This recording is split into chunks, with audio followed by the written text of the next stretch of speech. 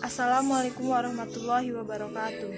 Saya Maya Sari, mahasiswa program studi Ekonomi Syariah Institut Agama Islam Nusantara Batanghari, NIM 2021-161178, kelas 2 SIA 1. Melalui video ini, saya akan menjelaskan tentang sejarah filsafat Islam, serta tokoh-tokoh dan pemikirannya. Berikut penjelasannya.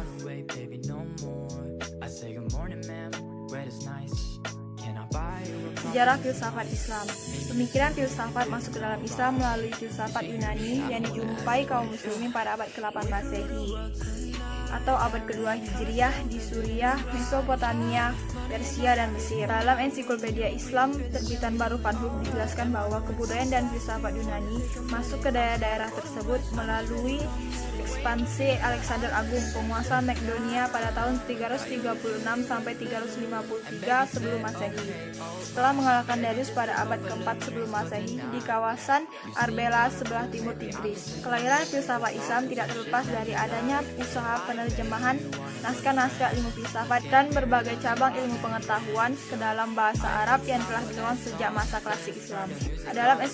Dalam ensiklopedia tematis Islam, pemikiran peradaban disebutkan bahwa usaha penerjemahan ini tidak hanya dilakukan terhadap naskah-naskah berbahasa Yunani saja, tetapi juga naskah-naskah dari berbagai bahasa seperti bahasa Syriani, Persia, dan India.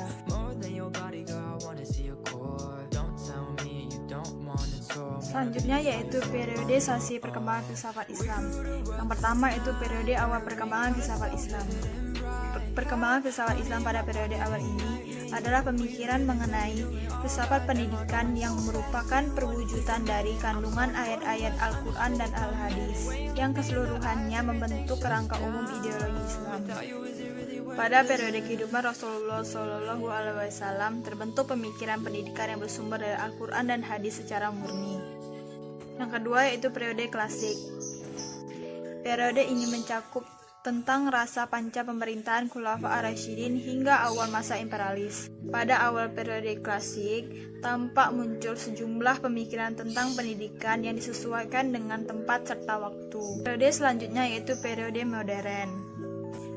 Pada periode ini merujuk pada pembagian periodisasi sejarah Islam.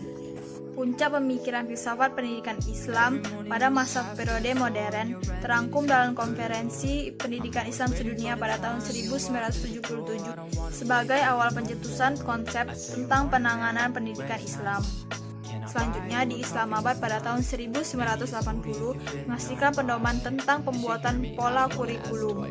Di Dhaka pada tahun 1981 menghasilkan tentang perkembangan buku teks. Dan di Jakarta pada tahun 1982 menghasilkan tentang metodologi pengajaran.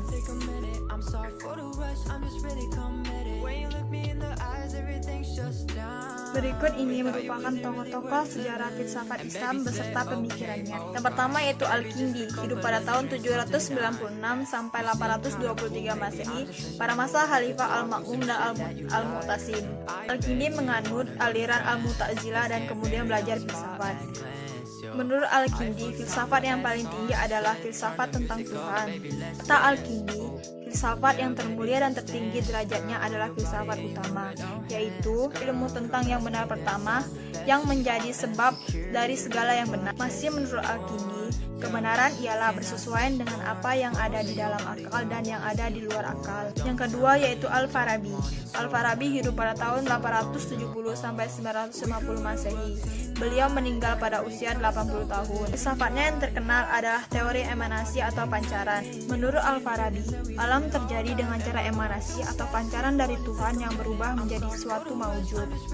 Perubahan tersebut mulai pada akal pertama hingga akal ke-10. Kemudian, dari akal ke-10 muncullah berupa bumi, roh-roh, dan materi yang menjadi dasar dari 4 unsur, yaitu api, udara, air, dan tanah. Dan komunikasi dengan akal ke-10 terjadi bukan karena usaha sendiri, tetapi dengan adanya pemberian Tuhan. Tokoh yang ketiga yaitu Ibnu Sina. Ibnu Sina lahir di Isfahana pada tahun 980 Masehi dan wafat di Isfahana pada tahun 1037 Masehi. Pemikiran terpenting yang dihasilkan oleh Ibnu Sina adalah tentang jiwa. Ibnu Sina juga menganut paham pancaran. Menurut Ibnu Sina, jiwa manusia memancar dari akal ke-10. Ibnu Sina membagi jiwa ke dalam 3 bagian. Itu yang pertama, jiwa tumbuh-tumbuhan atau nafsu nabatiyah. Yang kedua itu jiwa binatang, nafsu hayanawiyah. Dan jiwa manusia, nafsu natikoh. Tokoh yang keempat itu Al-Rusyid. Al-Rusyid adalah seorang filsuf dan pemikir dari Al-Andalus yang menulis dalam bidang disiplin ilmu, termasuk filsafat, akidah atau teologi Islam, kedokteran, astronomi, fisika, fikih atau ilmu Islam, dan linguistik.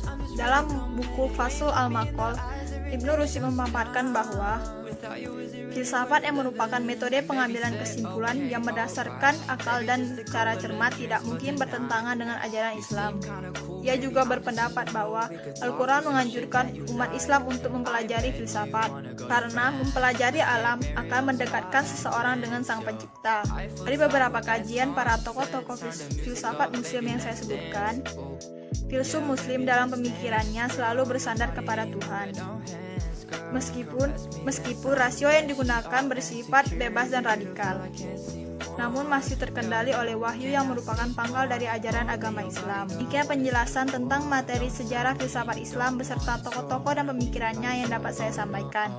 Saya mohon maaf apabila terdapat kesalahan dalam pengucapan nama, tempat, dan kata istilah.